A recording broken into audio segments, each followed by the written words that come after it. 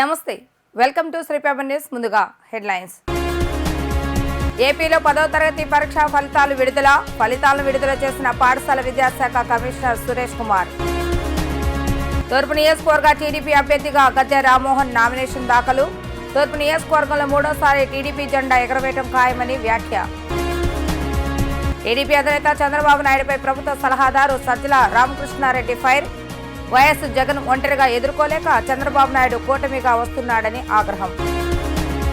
ప్రభుత్వ సలహాదారు సజ్జల రామకృష్ణారెడ్డిపై జనసేన అధినేత పవన్ కళ్యాణ్ ఫైర్. చిరంజీవి గురించి మాట్లాడే నైతిక హక్కు సజ్జలకు లేదని మండిపాటు. రాష్ట్రంలో 10వ తరగతి పరీక్షా ఫలితాలు విడుదలయ్యాయి. 10th రిజల్ట్స్ ను పాఠశాల విద్యాశాఖ కమిషనర్ సురేష్ కుమార్ విడుదల చేశారు. 10వ తరగతి పరీక్షా ఫలితాల్లో 86.69% మంది విద్యార్థులు ఉత్తీర్ణత సాధించారు. 89.17%తో బాలికలు ముందంజలో ఉన్నారు. బాలురు 84.32%తో ఉత్తీర్ణత సాధించారు. రాష్ట్ర వ్యాప్తంగా 2803 పాఠశాలలో 100 మంది ఉత్తీర్ణత కాగా 17 స్కూల్స్లో ఏ ఒక్కరు పాస్ కాలేదని కమిషనర్ సురేష్ కుమార్ వెల్లడించారు. రాష్ట్రంలో 10వ తరగతి పరీక్షా ఫలితాలు విడుదలయ్యాయి. ఫలితాలను రాష్ట్ర పాఠశాల విద్యాశాఖ కమిషనర్ సురేష్ కుమార్ విజయవాడలో విడుదల చేశారు. ఈ సందర్భంగా సురేష్ కుమార్ మీడియాతో మాట్లాడుతూ రాష్ట్ర చరిత్రలో మొదటిసారిగా విద్యా సంవత్సరం పూర్తి కాకముందే 10వ తరగతి పరీక్షా ఫలితాలు విడుదల చేసినట్లుగా తెలిపారు. 10వ తరగతి పరీక్షా ఫలితాల్లో 86.69% మంది విద్యార్థులు ఉత్తీర్ణత సాధించినట్లుగా తెలిపారు. రాష్ట్ర వ్యాప్తంగా 11,645 ప్రభుత్వ ఎయిడెడ్ ప్రైవేటు హైస్కూల్ నుంచి సుమారు 6.23 లక్షల మంది విద్యార్థులు 10th పరీక్షలకు దరఖాస్తు చేసుకోగా 6,16,615 మంది విద్యార్థులు పరీక్షలు రాయటం జరిగిందన్నారు. 89.17% ఉత్తీర్ణతతో బాలికలు ముందంజలో ఉన్నారు. బాలురు 84.32% ఉత్తీర్ణత సాధించినట్లుగా ఆయన వెల్లడించారు. రాష్ట్రంలో 2,803 స్కూల్స్ లో 100% మంది విద్యార్థులు పాస్ అయ్యారని తెలిపిన సురేష్ కుమార్ 17 స్కూల్స్ లో ఏ ఒక్కరూ పాస్ కాలేదన్నారు. 93.37% ఉత్తీర్ణతో పార్వతీపురం మన్యం జిల్లా రాష్ట్రంలో మొదటి స్థానంలో నిలవగా 62.47%తో కర్నూలు జిల్లా 26వ స్థానంలో నిలిచిందన్నారు. మే 24 నుంచి జూన్ 3 వరకు అడ్వాన్స్ సప్లిమెంటరీ పరీక్షలు నిర్వహిస్తామని తెలిపిన సురేష్ కుమార్ రేపటి నుంచి ఆన్లైన్లో రీవెరిఫికేషన్ రీకౌంటింగ్ దరఖాస్తుకు స్వీకరిస్తున్నట్లుగా వివరించారు. ఈ స్టేట్ వైడ్ పాస్ పర్సంటేజ్లో boys pass percentage 84.32% and girls pass percentage 89.17%. అంటే గర్ల్స్ ఒక pass percentage boys pass percentage కంటే 4.85% హైయర్ ఉంది అన్నమాట. అలాగే ఈ ఇందాక నేను బిగినింగ్లో చెప్పాను 11,645 స్కూల్స్ నుంచి ఈ పిల్లలు రిప్రజెంట్ అయ్యారని. దీనిలో 2,803 స్కూల్స్లో 100% పాస్ సాధించడం కూడా జరిగింది. ఇది మీకు అంటే పోయిన సంవత్సరాలతో కంపేర్ చేసుకుంటే ఈ సంవత్సరాల్లో ఉన్న పర్ఫార్మెన్స్ ఎలా ఉందని కూడా మీకు డీటెయిల్గా ఈ అనాలిసిస్లో చెప్పడం జరుగుతుంది. అలాగే కేవలం 17 స్కూల్స్ మాత్రమే 0% పాస్, అంటే ఒక స్టూడెంట్ కూడా పాస్ అవ్వకుండా కేవలం 17 స్కూల్స్ మాత్రమే ఉన్నాయి. ఇప్పుడు జిల్లా వారీగా ఉన్న రిజల్ట్స్కి వస్తే ఆంధ్ర రాష్ట్రంలో Parvathipuram Manyam district highest pass percentage 96.37% పాస్తో ఫస్ట్ పొజిషన్లో ఉంది. అలాగే కర్నూలు డిస్ట్రిక్ట్ 62.47%తో చివరి స్థానంలో ఉంది, 26th పొజిషన్లో ఉంది. మేనేజ్మెంట్ వారీగా చూసుకుంటే AP residential schools and AP BC welfare residential schools ఈ రెండు మేనేజ్మెంట్ కూడా 98.43% పాస్తో మొట్టమొదటి స్థానంలో. అన్ని మేనేజ్మెంట్లతో మనం కంపేర్ చేసుకుంటే 12 రకాల మేనేజ్మెంట్లు ఉన్నాయి. దీనిలో AP residential schools and AP BC welfare schools highest పొజిషన్లో 98.43%లో ఉంది. తూర్పు నియోజకవర్గంలో మూడోసారి టీడీపీ జెండా ఎగరవేయడం ఖాయమని కూటమి ఎమ్మెల్యే అభ్యర్థి గద్దె రామ్మోహన్ చెప్పారు. టీడీపీ అభిమానుల అండతో హాట్రిక్ విజయం సాధిస్తామని తెలిపారు. మన వల్లే తూర్పు నియోజకవర్గం అభివృద్ధి చెందిందని కొందరు గొప్పలు చెప్పుకుంటున్నారని విమర్శించారు. తూర్పు నియోజకవర్గం టీడీపీ అభ్యర్థిగా గద్దె రామ్మోహన్ నామినేషన్ దాఖలు చేశారు. రామ్మోహన్ నామినేషన్ కార్యక్రమం కోసం వేలాది మంది టీడీపీ కార్యకర్తలు అభిమానులు తరలివచ్చారు. భారీ ర్యాలీగా రిటర్నింగ్ అధికారి కార్యాలయానికి వెళ్లి దాఖలు చేస్తారు. నామినేషన్ దాఖలు చేసిన అనంతరం మీడియాతో మాట్లాడుతూ తూర్పు నియోజకవర్గంలో ఎవరేం చేస్తారో ప్రజలకు తెలుసని అన్నారు. అబద్దాలు ప్రచారం చేసే వారికి ప్రజలు బుద్ధి చెప్తారని అన్నారు. జగన్ ప్రభుత్వం వైఫల్యాలనే ప్రచార అస్త్రాలుగా చేసుకుంటామని అన్నారు. జగన్ మోసాలను ప్రజలకు వివరిస్తామని తెలిపారు. జనసేన బీజేపీ మద్దతు 50,000 మెజార్టీ సాధిస్తామనే నమ్మకం తమకుందని చెప్పారు. ఎన్నికల కూటమి ఘన విజయం సాధించబోతుందని, చంద్రబాబు నాయుడు మరోసారి ముఖ్యమంత్రి అవుతారని ధీమా వ్యక్తం చేశారు. ఈ రాష్ట్రంలో 5 సంవత్సరాల పాటు సుమారు 5 లక్షల మంది పైగా మరణానికి కారకులు జగన్మోహన్ రెడ్డి గారి యొక్క మద్యం, ఆయన సప్లై చేసిన మద్యం. 5 లక్షలు మరణిస్తే 35 లక్షల మంది వాళ్ళ ఆసుపత్రుల్లో పాలై మంచాన పడి మృత్యువు కోసం ఎదురు చూస్తున్న సందర్భం. ఇది ఎంత దురదృష్టం. మనందరినీ రక్షించవలసిన చట్టం లేకపోతే పోలీస్ వ్యవస్థ, 33,000 మంది బాలికలు ఈ రాష్ట్రంలో అదృశ్యమైపోయారు జగన్మోహన్ రెడ్డి గారు ముఖ్యమంత్రి అయిన దగ్గర నుంచి ఈ రోజు వరకు.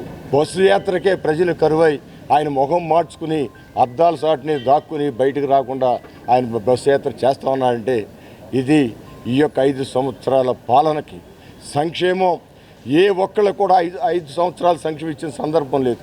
ఇవాళ అనేక మంది విద్యార్థుల యొక్క జీవితాలు కాలేజీల యొక్క బీరువాల్లో భద్రంగా ఉన్నాయి. వాళ్ళు చదువు పూర్తయినా కూడా ఉద్యోగాలకు వెళ్ళే పరిస్థితి లేదు. ఎందుకంటే ఈ మహానుభావుడు ఫీజు రియంబర్స్మెంట్ ఇస్తాను, అమ్మఒడి ఇస్తాను, అమ్మకి ఇస్తానని చెప్పి 5 సంవత్సరాలు 2 సంవత్సరాలు ఎగ్గొట్టి ఆ 2 సంవత్సరాల ఫీజు ఈ పేద విద్యార్థి కట్టలేక, కాలేజీ నుంచి సర్టిఫికేట్ తెచ్చుకోలేక, ఆయన చదువు పూర్తయిన ఉద్యోగాలు వెళ్ళలేక తల్లి దగ్గర కూర్చుని ఏడుస్తూ ఉన్నారంటే ఇలాంటి వ్యవస్థలు, అన్ని వ్యవస్థలని నిర్వీర్యం చేసి రాష్ట్రాన్ని అధోగాలు చేసి 20 సంవత్సరాల వెనక్కి రాష్ట్రాన్ని తీసుకెళ్ళిన రాష్ట్రాన్ని ఖచ్చితంగా చదువుకున్న పిల్లలకు ఉద్యోగాలు కావాలా అని చెప్పి ఇవాళ ప్రతి పేద తల్లి అడుగుతూ ఉంది. మాకు ఏమి వద్దు, నా పిల్లడికి ఉద్యోగం ఇప్పించే మార్గం.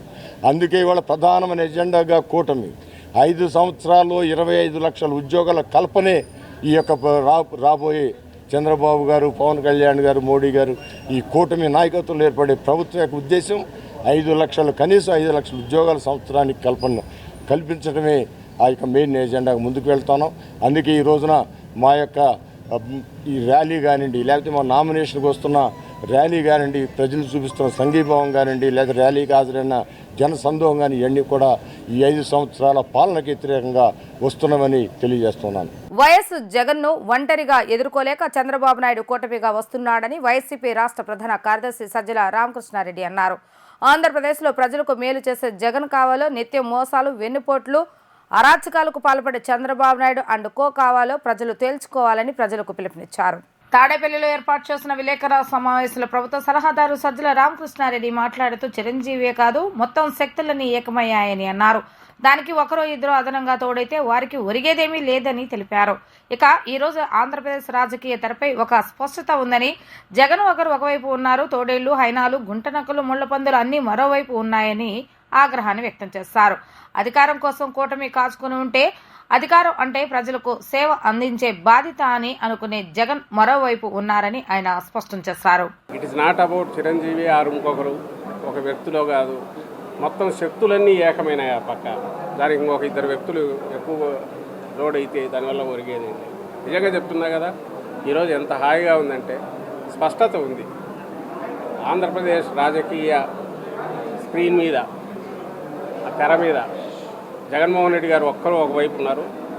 మొత్తం తోడేళ్ళు, గుంట నక్కలు, నానా రకాల హైనాలు, ఇంకా ఏవో ఉన్నాయి, ముళ్ళ పందులు అన్నీ కలిసి ఇంకో పక్క వచ్చినాయి. ఈ పక్క జగన్మోహన్ రెడ్డి గారు ఒకరు ఉన్నారు. జనమంతా ఇటు ఉన్నారు. ఆ పక్క వాళ్ళందరూ అధికారం కోసం ఉన్నారు. ఈయన అధికారం అంటే ఒక బాధ్యతగా, ప్రజలకు మమేకమై ప్రజలకు సేవ చేయడమే ఒక లక్ష్యంగా, ఓ మంచి రాష్ట్రంగా, అభివృద్ధి చెందిన రాష్ట్రంగా సంక్షేమం ద్వారా దీన్ని తీర్చిదిద్దాని లక్ష్యంతో ఈయన ఉన్నారు. ఈ స్పష్టత ఉండడం అనేది మాకు కలిసి వస్తుంది. ప్రజలు చూజ్ చేసుకోవడం సులభం అవుతుంది. తాను ఎందుకు రాజకీయాలు అనేది దీంట్లో అడుగు పెట్టాడో తెలియదు. బహుశా చంద్రబాబు నాయుడు కోసమే ఆయన పుట్టినట్టున్నాడు, చంద్రబాబు నాయుడు కోసమే ఆయన పెరిగినట్టున్నాడు, చంద్రబాబు నాయుడు కోసమే ఆయన అంకితమైనట్టున్నాడు జాతికి. బహుశా చంద్రబాబు నాయుడు ఆయన పార్టీ ఈ ఎన్నికలతో అంతం కావడంతో ఈయన రాజకీయ అంకం కూడా ఆడికి ముగుస్తుందని నాకు అనిపిస్తుంది. ఎందుకంటే ఈయనకు వేరే తెలియదు. చంద్రబాబు నాయుడు ఎక్కడ బటన్ నొక్కితే ఏ రకంగా చెప్పాలో అదే చేస్తాడు, బటన్ నొక్కకపోతే ఆగిపోతాడు. ఆయన నోట్లోంచి వచ్చే మాటలు చంద్రబాబు నాయుడు ఏం చెప్పమంటే చెప్తాడు, వద్దంటే ఆగుతాడు. కాబట్టి వాటికి ప్రత్యేకమైన విలువ ఇవ్వాల్సిన అవసరం లేదు. ఆయన మెచ్యూర్డ్గా మాట్లాడతాడు అనుకో దాన్ని విశ్లేషించడం కరెక్ట్ అంతగా మూర్ఖత్వం. జగన్ ఈ మధ్యన సభలో ఎక్కువగా మాట్లాడుతున్నారని అన్నారు పవన్. జగన్కు ఒకటే చెప్తున్నా, జగన్ నువ్వు శివశివాని స్కూల్లో 10th ఇంటర్ పేపర్లు లీక్ చేస్తున్న సమయంలో నేను చెగువేరా గురించి చదువుతున్నా, నోవన్ చోమ్స్కీ వంటి పెద్దవాళ్ళ గురించి చదువుతున్నానని వ్యాఖ్యానించారు. జనసేన పార్టీ అధినేత పవన్ కళ్యాణ్ పశ్చిమ గోదావరి జిల్లాలో కూటమి అభ్యర్థుల తరపున ఎన్నికల ప్రచారానికి విచ్చేస్తారు. నరసాపురంలో వారాహి విజయవేరి సభకు హాజరయ్యారు. చిరంజీవిపై వ్యాఖ్యలు చేసిన సజ్జల రామకృష్ణారెడ్డికి గట్టి కౌంటర్ ఇచ్చారు. ఈ సందర్భంగా పవన్ కళ్యాణ్ మాట్లాడుతూ సజ్జల చిరంజీవి గురించి మాట్లాడుతున్నారు. ఎన్డీఏ కూటమికి ఏపీలో వెనుదనుగా నిలిచే స్థాయికి పవన్ కళ్యాణ్ ఎదిగాడంటే అది చిరంజీవి పుణ్యమే. చిరంజీవి స్థాయి వ్యక్తిని పట్టుకుని ఎంతమంది వచ్చినా ఏమీ చేయలేరని సజ్జల అంటున్నారు.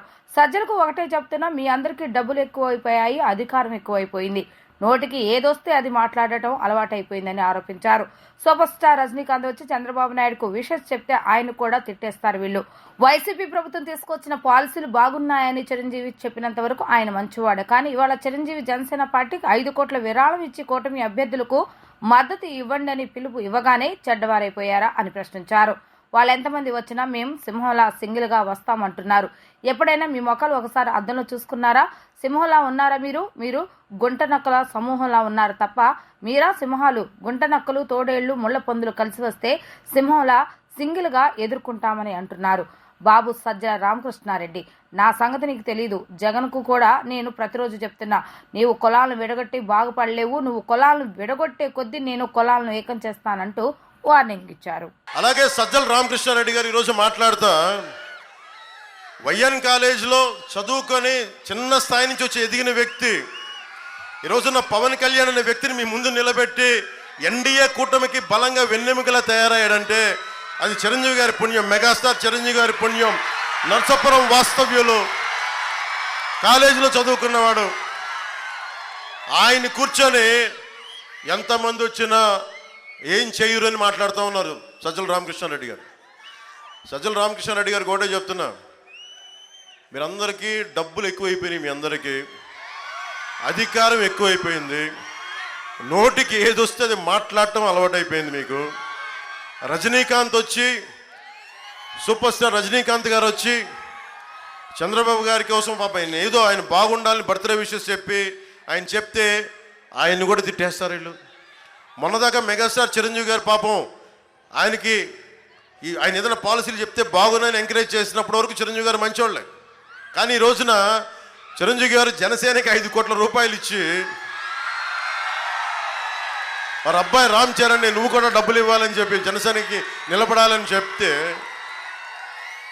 వెంటనే ఈ రోజున సీఎం రమేష్ గారు పెందుర్తి మన రమేష్ గారికి ఇద్దరికి మద్దతుగా నేను ఎన్డీఏ కూటమికి మద్దతు తెలుపుతున్నాను, లేదంటే వాళ్ళిద్దరికి మద్దతు తెలుపుతున్నాను అన్న ఒక మాట అనగానే చిరంజీవి వచ్చినా ఎవరు వచ్చినా ఏమవ్వదు, మాకు సింహం సింగిల్గా వస్తే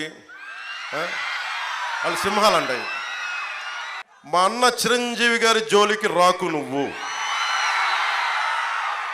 అజాత శత్రువు ఆయన కాంగ్రెస్లో ఉంటారో ఇంకో పార్టీకి ఇస్తారో వైసీపీకి మద్దతు ఇస్తారో, మీకు వైసీపీకి మద్దతు ఇచ్చిన రోజున నేను ఒక్క మాట మాట్లాడాల, గుర్తుపెట్టుకోండి. సొంత తమ్ముడిని నేను ఒక్క మాట మాట్లాడాల. 3 రాజధానీలు పాపం మంచిదే అని ఆయన మీరు ఒప్పిస్తే ఆయన పాపం దానికి అనుకూలంగా మాట్లాడారు. ఆ రోజు నేను ఒక్క మాట మాట్లాడాల. రక్తం పంచుకు పుట్టిన తమ్ముడు నేను, అంత అర్థం చేసుకున్న వ్యక్తిని. ఈ రోజున ఆయన కూటమికి మద్దతు ఇచ్చారు లేదా అది నేను ఇంకా చూడల స్టేట్మెంట్. కానీ సజ్జల రామకృష్ణారెడ్డి గారి స్టేట్మెంట్ నా దృష్టికి వచ్చింది. సజ్జల రామకృష్ణారెడ్డి గారు, మా అందరి ట్యాక్స్ రూపంలో నువ్వు డబ్బులు తింటూ. రాష్ట్రంలో వేసవి ఎండల తీవ్రత దృష్ట్యా విద్యుత్ సరఫరాలో అంతరాయం లేకుండా తగిన చర్యలు తీసుకోవాలని ప్రభుత్వ ప్రధాన కార్యదర్శి డాక్టర్ కెఎస్ జవహర్ రెడ్డి విద్యుత్ శాఖ అధికారులను ఆదేశించారు. విద్యుత్ సరఫరాకు సంబంధించి ప్రజల నుండి వస్తున్న ఫిర్యాదులను ఆయా విద్యుత్ పంపిణీ సంస్థలు సకాలంలో పరిష్కరించడం జరుగుతుందని వివరించారు. విద్యుత్ సరఫరా పరిస్థితులపై వెలుగుబడి రాష్ట్ర సచివాలయంలో ప్రభుత్వ ప్రధాన కార్యదర్శి డాక్టర్ కెఎస్ జవహర్ రెడ్డి ఇంధన శాఖ అధికారులతో సమీక్ష నిర్వహించారు. ఈ సందర్భంగా సిఎస్ మాట్లాడుతూ విద్యుత్ డిమాండ్కు అనుగుణంగా విద్యుత్ సరఫరా చేసేందుకు తగిన చర్యలు తీసుకోవాలని ఆదేశించారు. ఎక్కడైనా విద్యుత్ సరఫరాలో అంతరాయం కలిగితే వెంటనే స్పందించి విద్యుత్ సరఫరా పునరుద్ధరణకు చర్యలు తీసుకోవాలని స్పష్టం చేశారు. జూన్ వరకు ఎదురే విద్యుత్ డిమాండ్కు అనుకూలంగా తగిన విద్యుత్ సరఫరాకు తగిన విధంగా విద్యుత్ ఉత్పత్తికి సరఫరాకు చర్యలు తీసుకోవాలని చెప్పారు. వేసవి ఎండల తీవ్రత దృష్ట్యా వీలైనంత వరకు విద్యుత్ కోత లేకుండా తగిన చర్యలు తీసుకోవాలని ఆదేశించారు. ఇంకా ఈ సమావేశంలో విద్యుత్ శాఖకు సంబంధించి పలు అంశాలపై సిఎస్ జవహర్ రెడ్డి అధికారులతో సమీక్షించారు. జనసేన బీజేపీ టీడీపీ కూటమిగా ఏర్పడటం శుభపరిణామం అని మాజీ కేంద్ర మంత్రి చిరంజీవి చేసిన వ్యాఖ్యలను వైసీపీ రాష్ట్ర మైనార్టీ సెల్ కార్యదర్శి సయ్యద్ నూరుద్దీన్ తప్పుపట్టారు. దొంగల ముఠా కూటమిగా ఎంతమంది కలిసి వచ్చినా సీఎం జగన్ రెడ్డిని ఏమీ చేయలేరని 2024 ఎన్నికల్లో రెండోసారి జగన్మోహన్ రెడ్డిని ముఖ్యమంత్రిగా చేసేందుకు ప్రజలు సిద్ధంగా ఉన్నారని తెలిపారు. రామవరపాడులో నిర్వహించిన మీడియా సమావేశంలో వైఎస్ఆర్సీపీ రాష్ట్ర మైనార్టీ సెల్ కార్యదర్శి సయ్యద్ నూరుద్దీన్ మాట్లాడుతూ మెగాస్టార్ చిరంజీవిపై సంచలన వ్యాఖ్యలు చేశారు. నేడు చిరంజీవి ఇచ్చిన స్టేట్మెంట్ ను ప్రజలు చీకొడుతున్నారని అన్నారు. జనసేన బీజేపీ టీడీపీ కూటమిగా ఏర్పడటం శుభ పరిణామం అనటం హాస్యాస్పదంగా ఉందన్నారు. చంద్రబాబు నాయుడు, మోడీ, పవన్ కళ్యాణ్ కూటమి వల్ల ఏమి శుభ పరిణామమో చిరంజీవి చెప్పాలని డిమాండ్ చేశారు. 2009లో సామాజిక న్యాయం పేరుతో ప్రజారాజ్యం పార్టీ పెట్టి గెలిచిన 18 మంది ఎమ్మెల్యేలు కాపాడుకోలేని అసమర్థ నాయకుడు చిరంజీవి అని విమర్శించారు. పార్టీని నడపలేక కాంగ్రెస్ కి హోల్సేల్ గా అమ్మేసిన గనుడు చిరంజీవి అని, జనసేన పార్టీ పెట్టి 10 ఏళ్లు గడుస్తున్నా ఏనాడు మాట్లాడని చిరంజీవి నేడు కూటమికి మద్దతు తెలపటం వెనుక ఆంతర్యం ఏమిటో ప్రజలకు చెప్పాలన్నారు. టీడీపీ, బీజేపీ దగ్గర ప్యాకేజీలతో పొత్తు పెట్టుకున్న తమ్ముడికి ఏ ముఖంతో సపోర్ట్ చేస్తున్నారని నిలదీశారు. స్కామ్ చేసినటువంటి అవినీతి నాయకుల్ని పక్కన పెట్టి ఆయన వాళ్ళని గెలిపించండి అని చెప్పి అసలు ప్రెస్ మీట్ కూడా పెట్టకుండా, మైకులు కూడా ముందు పెట్టకుండా సైలెంట్గా ఇంట్లో కూర్చుని ఒక వీడియో చేసేసి ప్రజలకి ఏం సందేశం ఇద్దాం అనుకున్నారో నాకైతే అర్థం కాదు. మెగాస్టార్ చిరంజీవి గారంటే ఒక అజాత శత్రువు. 2009 ఎన్నికలకు ముందు ప్రజారాజ్యం పార్టీ పెట్టారు. ఆ పార్టీని నడపటం చేతకాక ఆ 18 మంది ఎమ్మెల్యేలు తీసుకెళ్లి హోల్సేల్గా కాంగ్రెస్ పార్టీలో కలిపేశారు. రాజకీయ అసమర్థుడు ఎవరైనా ఉన్నారంటే మనకు గుర్తొచ్చేది తక్కువ ఫస్ట్ పేరు చిరంజీవి గారు. ఆ ప్రజారాజ్యం పార్టీ పెట్టినప్పుడు యువరాజ్యం అధినేతగా ఉన్నటువంటి పవన్ కళ్యాణ్ గారు అన్నయ్య హోల్సేల్గా పార్టీని కాంగ్రెస్ పార్టీలో కలిపేశారు. ఇక నా గత్యంతరం లేక ఆ సేన ఈ సేన అని జనం లేని జనసేన పార్టీని స్థాపించి ప్రశ్నించడం కోసమే పార్టీ పెట్టారని చెప్పి పెద్ద ప్రశ్నగా మారారు. మీరు పార్టీని కాంగ్రెస్ పార్టీలో విలీనం చేశారు. చిరంజీవి గారు తమ్ముడు పార్టీ పెట్టి దాదాపుగా 10 ఏళ్ళైనా ఇప్పటి వరకు మాట్లాడినటువంటి మీరు ఈరోజే ఎందుకు టీడీపీ, జనసేన, బీజేపీ పొత్తు ఒక శుభ పరిణామం అని చెప్పి చెప్పడంలో అంతర్యం ఏంటి? రాష్ట్ర ప్రజలందరూ ఆలోచిస్తూ ఉన్నారు. రాష్ట్ర ప్రజలందరూ ముక్కున వేలేసుకొని ఏంటి చిరంజీవి గారు ఈరోజు కూటమికి సపోర్ట్ చేశారు, దీని వెనక ఏంటి అని చెప్పి చాలా పెద్ద ఎత్తున చర్చ అనేది రాష్ట్రంలో జరుగుతూ ఉంది. ఏదైతే మీరు చెప్పారు, రాజకీయంగా మీరు ప్రజల దగ్గర విశ్వసనీయతను ప్రదర్శించలేకపోయారు. ప్రజల దగ్గర మీరు విశ్వాసం కోల్పోయారు. మీకు ఎటువంటి నైతిక అర్హత అనేది రాజకీయ పార్టీల గురించి కానీ, ప్రజల గురించి కానీ, ప్రభుత్వం గురించి కానీ మాట్లాడే అర్హత లేదు. మైలవరం నియోజకవర్గంలో ఆదివారం కీలక పరిణామం జరిగింది. టికెట్ విషయంలో భంగపడ్డ టీడీపీ సీనియర్ నేత దేవినేని ఉమామహేశ్వరరావును టికెట్ దక్కించుకున్న వసంత కృష్ణప్రసాద్ కలిశారు. గొల్లపూడిలోని ఉమా కార్యాలయానికి వెళ్లిన తన నామినేషన్ ఘట్టానికి హాజరు కావాలని వసంత కృష్ణప్రసాద్ కోరారు. హాజరవుతానంటూ ఉమా మాటిచ్చారు. 5 ఏళ్లు పడ్డ కష్టాలను పక్కన పెట్టి చంద్రబాబుని ముఖ్యమంత్రిని చేసేందుకు కృషి చేద్దామంటూ పార్టీ శ్రేణులకు దేవినేని ఉమా పిలుపునిచ్చారు. తెలుగుదేశం పార్టీ తీసుకున్న నిర్ణయం తనకు శిరోధార్యమని ఈ సందర్భంగా తెలిపారు. వసంత కృష్ణప్రసాద్, నేను ఇద్దరం మైలవరం నియోజకవర్గంలో అందరికీ అందుబాటులో ఉంటాం. రాక్షస రాజ్యాన్ని పారదోలేందుకు 5 ఏళ్లు మనం పడ్డ కష్టాలను పక్కన పెట్టి చంద్రబాబు నాయుడును ముఖ్యమంత్రి చేసేందుకు ప్రతి ఒక్క కార్యకర్త కృషి చేయాలి. విజయవాడ పార్లమెంట్లో కేశినేని చిన్ని, మైలవరంలో వసంత కృష్ణ ప్రసాద్లను భారీ మెజారిటీతో గెలిపించాలి. మైలవరంలో గ్రామ స్థాయి వరకు పార్టీ పటిష్టంగా ఉంది. ప్రతి కార్యకర్త రేపు నామినేషన్ కార్యక్రమానికి తరలి రావాలి అని దేవినేని ఉమా పిలుపునిచ్చారు. మైలవరం నియోజకవర్గంలో కూడా తెలుగుదేశం జెండా ఎగరేసి వారి నాయకత్వం ఈ రాష్ట్రానికి చాలా అవసరం కాబట్టి అందరం ఒక మాట మీద ఒక మాటలో నడుస్తామని చెప్పి తెలియజేస్తూ ఉమా గారిని మీ అందరి సమక్షంలో సవినయంగా సగౌరవంగా రేపు నామినేషన్ కార్యక్రమానికి నాతో పాటు రావాల్సిందిగా ఆహ్వానిస్తూ అందరికీ మొన్నే విజయవాడ పార్లమెంట్ అభ్యర్థిగా కేసినేని చిన్ని శివనాథ్ గారు కూడా నామినేషన్ వేశారు. ఆ కార్యక్రమంలో కూడా అందరూ కూడా పాల్గొన్నారు. రేపు కూడా నందిగాంలో దైరాజ్ శివనాథ్ గారు కూడా నామినేషన్ వేస్తున్నారు. అలాగే మైలవరంలో వసంత కృష్ణప్రసాద్ గారు కూడా నామినేషన్ వేస్తున్నారు.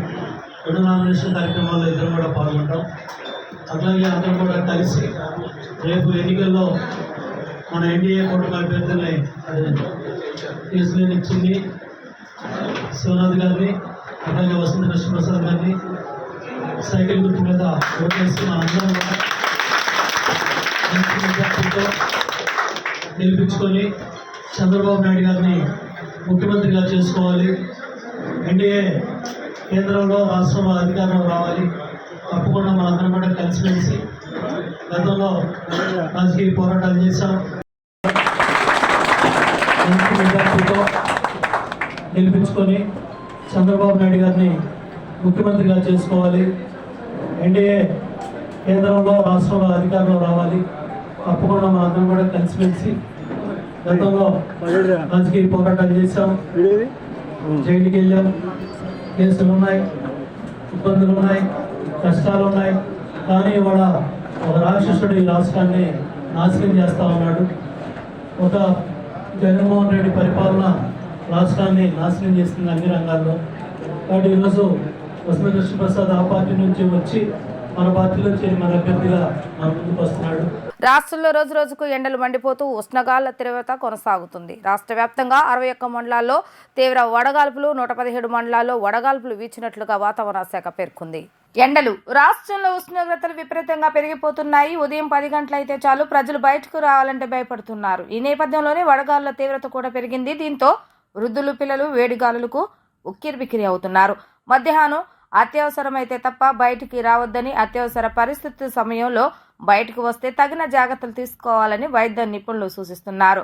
పార్వతీపురం మన్యం జిల్లా సాలూరులో అత్యధికంగా 45.7 డిగ్రీల ఉష్ణోగ్రత నమోదైంది. ఇక కడప జిల్లా సింహాద్రిపురంలో 45.6, నంద్యాల జిల్లా బనగాలపల్లి, ప్రకాశం జిల్లా మేకలవారిపల్లిలో 45.5 డిగ్రీల ఉష్ణోగ్రత నమోదైంది. విజయనగరం జిల్లా రామభద్రాపురంలో 44.9, తిరుపతి జిల్లా మంగనెల్లూరులో 44.5, చిత్తూరు జిల్లా పిప్పలిలో 44.4, నెల్లూరు జిల్లా తెగచెర్ల, శ్రీకాకుళం జిల్లా కోవిలలో 44.2, అన్నమయ్య జిల్లా కంబాలకుంట 44 డిగ్రీల చొప్పున ఉష్ణోగ్రతలు నమోదైనట్లు ఏపీ విపత్తు నిర్వహణ సంస్థ తెలిపింది. రాష్ట్ర వ్యాప్తంగా 61 మండలాల్లో తీవ్ర వడగాల్పులు, 117 మండలాల్లో వడగాల్పులు వీచినట్లుగా వాతావరణ శాఖ పేర్కొంది. వార్తలు ముగించే ముందు హెడ్లైన్స్ మరొకసారి. ఏపీలో 10వ తరగతి పరీక్షా ఫలితాలను విడుదల చేసిన పాఠశాల విద్యాశాఖ కమిషనర్ సురేష్ కుమార్. తూర్పు నియోజకవర్గ టీడీపీ అభ్యర్థిగా గద్దె రామ్మోహన్ నామినేషన్ దాఖలు. తూర్పు నియోజకవర్గంలో 3వసారి టీడీపీ జెండా ఎగరవేయడం ఖాయమని వ్యాఖ్య. టీడీపీ అధినేత చంద్రబాబు నాయుడుపై ప్రభుత్వ సలహాదారు సజ్జల రామకృష్ణారెడ్డి ఫైర్. వైఎస్ జగన్ ఒంటరిగా ఎదుర్కోలేక చంద్రబాబు నాయుడు కూటమిగా వస్తున్నాడని ఆగ్రహం. ప్రభుత్వ సలహాదారు సజ్జల రామకృష్ణారెడ్డిపై జనసేన అధినేత పవన్ కళ్యాణ్ ఫైర్. చిరంజీవి గురించి మాట్లాడే నైతిక హక్కు సజ్జలకు లేదని మండిపాటు. ఇవి ఈరోజు వార్తా విశేషాలు. మరలా తిరిగి ప్రసారమే వార్తలు మళ్ళీ కలుద్దాం. అంతవరకు సెలవు. నమస్కారం.